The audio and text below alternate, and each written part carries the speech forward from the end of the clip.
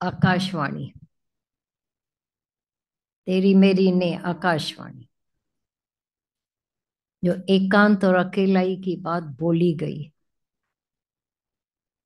जब अंदर मन हावी है तब मन अकेला चाहता है, किसी कोठरी में छिपना चाहता है। तो उसको मौका दे देता है व्यक्ति और हमला करने का। डूबने को दिल चाहेगा, फिर जाकर के आपघात करूं, मरूं, दुनिया में रखा क्या है, मैं बहुत दुखी हूं। विंदर में बैठते थोड़ा एंटरटेनमेंट में तो वो थोड़ा फिर भी साइड हो सकता था। अक्सर ऐसा होता है कि उस समय अकेला ही ढूंढता है व्यक्ति, और यही खतरनाक साबित हो जाती है। मना किया गया था कि अगर कामना वाला व्यक्ति अकेला बैठेगा तो काम के ही ख्याल, गंदे ख्याल, कामनाओं का वासना उस पर आकर हावी होगी। अगर किसी से द्वेष है और अकेले बैठेंगे तो द्वेष चारों ओर से इस पर हमला करेगा।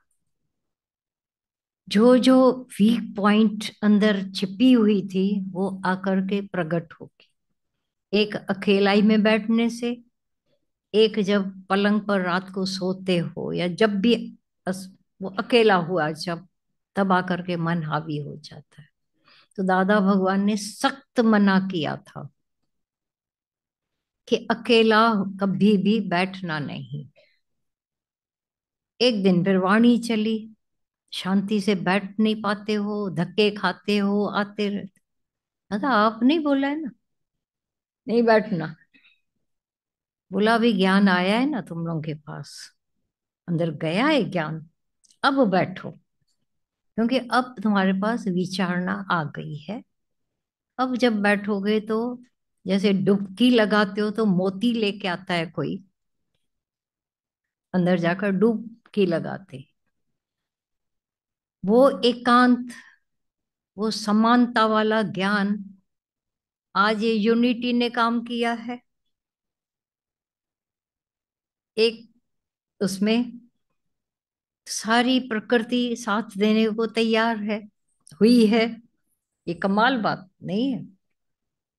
सोच भी नहीं सकते थे, वो सारी यूनिटी की वजह से प्रकृति ऐसा साथ देती है।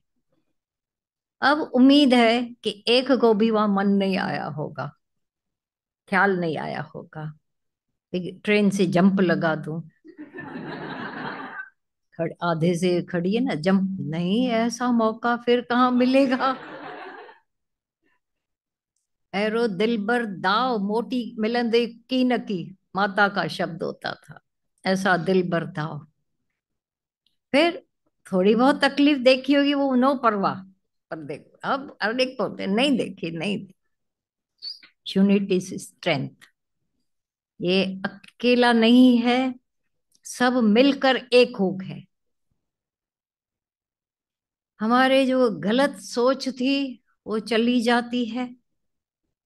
अब सच्चा एकांत हो जाता है, जहां एक अहंकार का अंत हो जाता है। आप भले बैठो खाओ पियो, लेकिन अपने साथ मौज ले रहे हो ज्ञान की। तो ये एकांत रे अहंकार, कैंजो मिट्यो की नकी। एकांत रे, रे माना बिना, बिना एक के अंत के। ये किसी का भी अहंकार मिटता नहीं है। जब भीतर में परमात्मा इतना आकर के समा गया, अब ईगो गया। जहां अहंकार है हमारे पास, वो दुखी, तड़पा के, जला के, परेशानियां दे देकर उसको अच्छा लगता है। अहंकार को हमको तड़पाना, मन को हमको तड़पाना अच्छा लगता है। अब गुरु ने उसकी चाल समझ ली, ब्रह्मज्ञानियों ने। मारे कुटे न वैट सामू वडाई वस कया, बहुत मैंने अपने वश चलाए। इस अहंकार रूपी मन रूपी जानवर पर अपना वश चला के देखा। अब हार पड़े स्वामी के द्वारे, दीजिए बुद्ध विवेक का। ऐसी विवेक वाली बुद्धि गुरु हमें दे दो। अब मैं जहां बैठूं विवेक रूप में, तो हमारा अंदर का जो अकेलापन, खालीपन, खोखलापन, बड़े बड़े सारी दुनिया आपको सलामी भरेगी। बहुत बड़े ओहदों पर बहुत ज्यादा धन भी आ जाएगा, लेकिन मन के आगे आप सलामी भर रहे हो। बहुत बड़े बड़े हो जाएं, होशियार, कमिश्नर और बड़े बड़े, पर मन उनको भी जब आकर बैठता है तो किसी कहीं का नहीं छोड़ता है। ये आप जान चुके हो, बखूबी सब जान चुके हो। अभी मन के अधीन होकर हम लोगों ने जो मोचरे खाए होंगे, लेकिन एक घड़ी आती है जब गुरु का संग है, आप उस ख्यालों को वेलकम करते हो। कैसे? अंदर छिपा पड़ा था, बाहर आया, अब अनुभव देने के लिए आया है। और आया है तो जानने के लिए, रास्ता दो उसको, स्पेस दो। तो देखो, ख्याल आके चले जाते हैं, आके निकल जाते हैं, आप खाली ऐसे उसको सलामी भरो। सब निकल कर कितना आनंद देके जाते हैं पाणो।